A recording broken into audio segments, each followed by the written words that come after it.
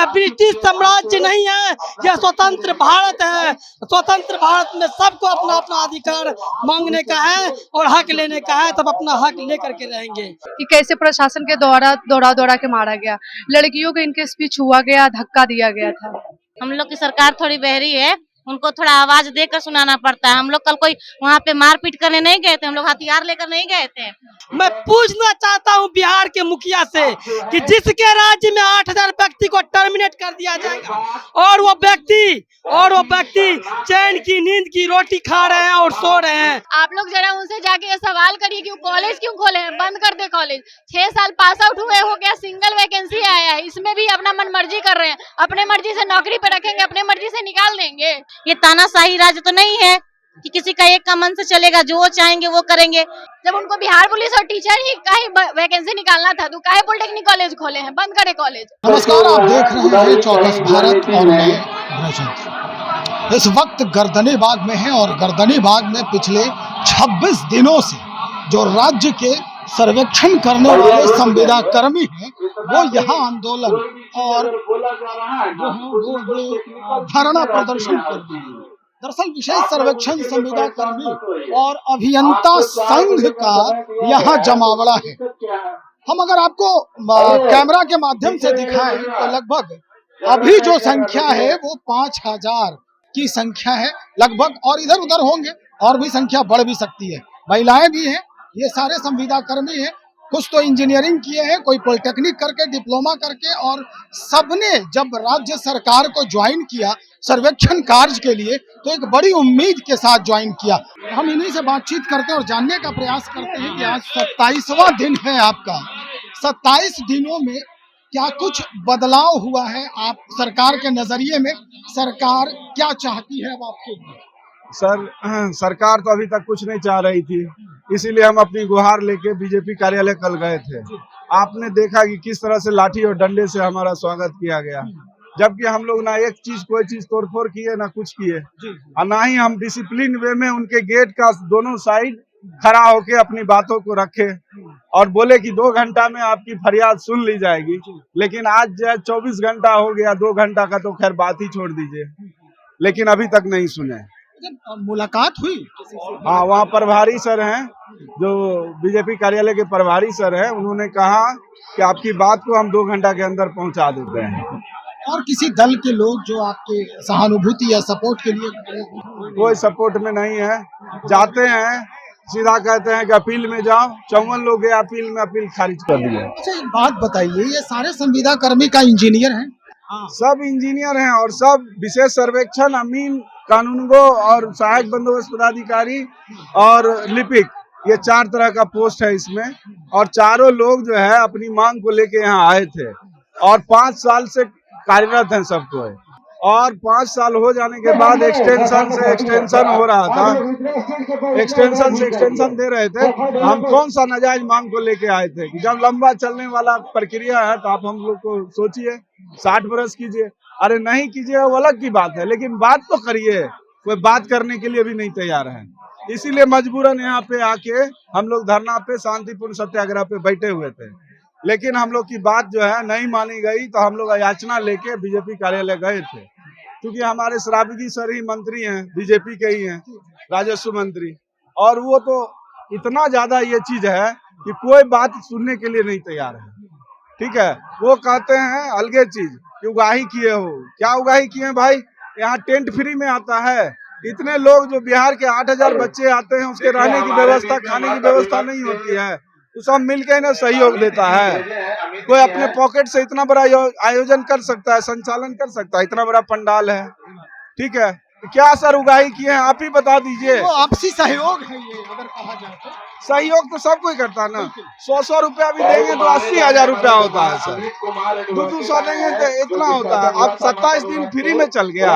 एक होटल का कीमत जो है 700 से 800 रुपया होता है। 4-4, 5-5 बच्चे एक रूम में रह के, नीचे में सो के, किसी तरह से हम लोग मैनेज करके यहाँ रहेगा तो खाना भी खाएगा। एक आदमी 100 रुपये से कम खाएगा। हम आपसे बस एक सलाह चाहते हैं कि अब क्या महसूस करते हैं आप? बिहार में जो इंजीनियरिंग करने वाले जो अभ्यर्थी हैं, छात्र हैं, उनका जो भविष्य है वो गर्दनीबाज में आके तड़प रहा है। क्या सलाह देंगे अब वो माता पिता को जिनका बच्चा अब 10+2 करके इंजीनियरिंग करने को सोच रहा है? हम तो सर हाथ जोड़ के विनती करेंगे, खास करके उनका क्या मंतव्य हम नहीं जानते हैं, लेकिन हम अपने बच्चे को इंजीनियर तो नहीं बनाएंगे कभी, इस तरह से कभी नहीं बनाएंगे। अब आखिर में एक सवाल और अब आप समझे, उसके बाद हम और लोगों से हम आप ही एक बात और करेंगे कि क्या है रणनीति आपकी आगे सर अब सड़क पे उतरना पड़ेगा और कोई चारा ही लोग नहीं छोड़े हैं हम पे। हमको अब इसके लिए और सर फोड़ दे चाहे मार दे, ऐसे भी मर गए हैं ऐसे भी मरेंगे। सरकार को हम कहना चाहते हैं, आप कहते हैं कि महोदय हम जो है सो 1 करोड़ का रोजगार देंगे। महोदय आपका ही अंग है, हम भी बिहार के ही वासी हैं। महोदय आप इस तरह से सोए हुए हैं और आपको हम कह देना चाहते हैं कि महोदय आप अगर संज्ञान नहीं लीजिएगा तो आचार संहिता से पहले ये 8000 कर्मी के लाशों से गुजरना पड़ेगा। महोदय बड़ी बात कह रहे हैं, बड़ी बात कह रहे हैं। चाहे हम लोगों को जो है सो लाला लाजपत राय की तरह लाठी खा करके अपने प्राण की आहुति देनी पड़ेगी तो हम लोग वो भी करेंगे, लेकिन जब तक हमारी मांग पूरी नहीं होगी तब तक यहाँ से हम लोग हिलने वाले नहीं हैं। यह ब्रिटिश साम्राज्य नहीं है, यह स्वतंत्र भारत है। स्वतंत्र भारत में सबको अपना अपना अधिकार मांगने का है और हक लेने का है, तब अपना हक लेकर के रहेंगे। ये कहाँ का इंसाफ है? आप 8000 व्यक्ति को टर्मिनेट कर दीजिएगा, ये कहाँ का अन्याय है? मैं पूछना चाहता हूँ बिहार के मुखिया से कि जिसके राज्य में 8000 व्यक्ति को टर्मिनेट कर दिया जाएगा और वो व्यक्ति चैन की नींद की रोटी खा रहे हैं और सो रहे हैं, मैं कहना चाहता हूँ कि महोदय आप तो जो है सो पूरे परिवार, आपका पूरा परिवार है, यह जो 16 करोड़ की जनता है आपका ही अंग है। महोदय आप इस तरह का जो है सो अनैतिकता का व्यवहार नहीं कीजिए। महोदय आप जो जल्द से जल्द संज्ञान लें, हम लोगों की मांग को पूरा करें और हम लोगों से वार्ता करें। कुछ महिलाएं भी हैं और इनसे भी हम बातचीत करके जानने का प्रयास कर रहे हैं कि इनके जहन में क्या कुछ चल रहा है, क्योंकि भाई ये भी उसी राह पर चल रही हैं जिस राह पर यहाँ के जो पुरुष अभ्यर्थी हैं वो चल रहे हैं और वो भी उसी परेशानी से जूझ रहे हैं। सबसे पहले तो हम इन्हीं से जानते हैं, भाई ये तख्ती लेके खड़ी है यहाँ पे, क्या है महिलाओं की जय जयकार, फिर से एनडीए सरकार और महिलाओं पर हो रहा अत्याचार, क्या यही है डबल इंजन की सरकार? इन दोनों तस्वीरों में हकीकत कौन लगता है? हकीकत तो यही लगता है कि कल हम लोगों पे जिस तरह से लाठीचार्ज हुई है पुलिस कर्मियों के द्वारा, उसी तरीके से यही हो रहा है कि महिला पे अत्याचार ही हो रहा है, या महिला का जय जयकार कहीं से नहीं हो रहा है। सर क्या लग रहा है सरकार आपकी बात सुनेगी?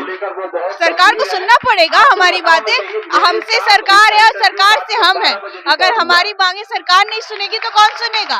सरकार को सुनना पड़ेगा हमारी मांगे। इसके बाद जो आंदोलन आपका 26-27 दिनों से चल रहा है, अब लगता है कि सरकार का मुलाजिम आकर के ये कहेगा कि आप लोग काम पर वापस लौट जाओ, और जो न्यायालय की बात हो रही है, जो लोग कह रहे हैं, लग रहा है कि इंसाफ मिलेगा, क्योंकि टर्म कंडीशन पे आपने पहले ही साइन किया हुआ है।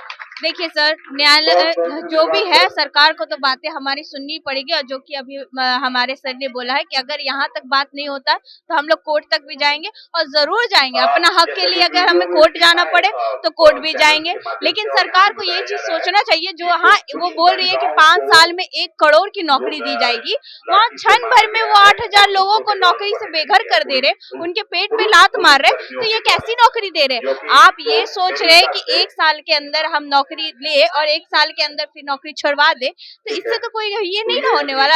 हम लोग चाहते हैं कि हम लोग की मांगे पूरी की जाए, और सरकार को मांगे और विभाग को मांगे सुननी पड़े। लड़ाई कायदे से लड़िए। तो भाई यहाँ पे और भी हैं महिलाएं जिनसे भी हम बातचीत कर लेंगे। सर्वे कर्मी मांग अस्थायी नौकरी और सम्मान, लेकिन मिल रही है लाठियाँ। लाठी खाने में आप भी जी, कल काफी लोग वहाँ गए थे, अपनी बातों को रखने के लिए गए, वहाँ धरना प्रदर्शन के लिए नहीं गए। उसके बाद जैसा कि आप लोगों ने वीडियो में देखा है कि कैसे प्रशासन के द्वारा दौड़ा के मारा गया, लड़कियों को इनके स्पीच हुआ गया, धक्का दिया गया था। तो क्या लग रहा है अब सरकार सुनने वाली है आप लोगों की? चूंकि हर बार 1-1 साल पे टर्म कंडीशन के साथ आप साइन करते गए, आपकी नौकरी आगे बढ़ते गई, अचानक से टर्मिनेट कर दिए गए आप। अब उम्मीद है कि होगा ये?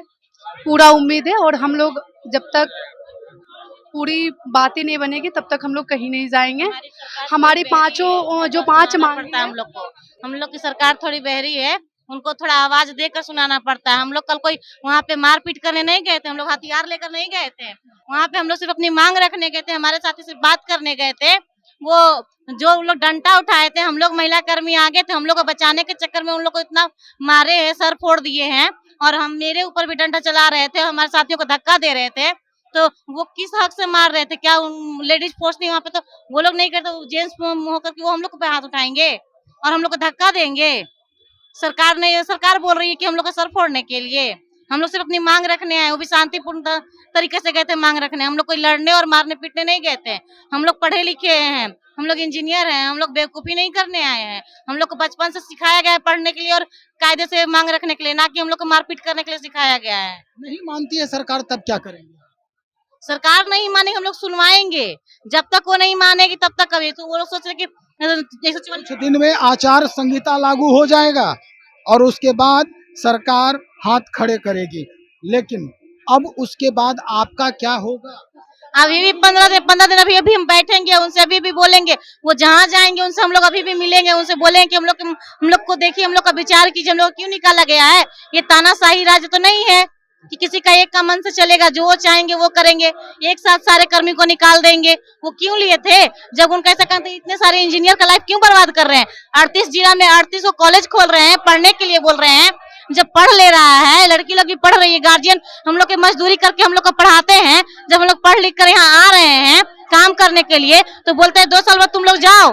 तो फिर हम लोग के पेरेंट्स को हम लोग क्या करेंगे, कैसे दिखाएंगे? हम लोग का एज खत्म हो जाएगा, हम लोग घर कैसे चलाएंगे? हम लोग भी तो चाहते हैं ना अपने फैमिली को अच्छा दे, उनको अच्छा फैसिलिटी दे, थोड़ा उन लोग को अच्छा। आपसे जो जूनियर हैं बच्चे, उनको सलाह देंगे कि बिहार में इंजीनियरिंग करो और बिहार में नौकरी के उम्मीद में खड़े रहो।